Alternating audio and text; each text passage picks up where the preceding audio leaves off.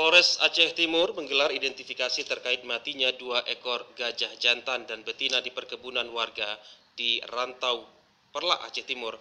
Dari hasil identifikasi, polisi berhasil mengamankan barang bukti berupa kawat serta hasil otopsi kedua bangkai gajah tersebut.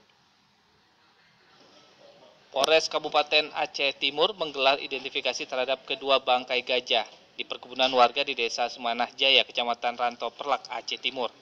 Dari identifikasi tersebut, polisi turut mengamankan seikat kawat yang diduga kuat mengakibatkan 2 ekor gajah tersebut mati.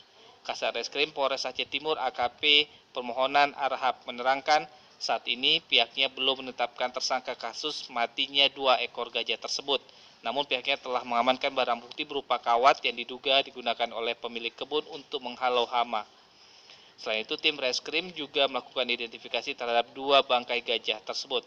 Saat ini pihaknya juga sedang menunggu laporan polisi dari tim BKSDA terkait kematian 2 ekor gajah.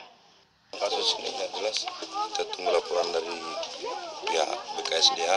Kita laksanakan olah TKP. Kita tindak lanjuti laporan dari BKSDA. Misalnya apa sudah ada yang ditetapkan tersangkanya atau bagaimana? Untuk sementara kita belum terima laporan. Ya, jelas kita tunggu laporan hasil dari tim IDEN dan dokter dari BKSDA itu akan kita tindak lanjuti. Untuk menguatkan barang bukti, polisi juga akan menunggu hasil lab dari kedokteran BKSDA. Tim Liputan TVRI Aceh melaporkan.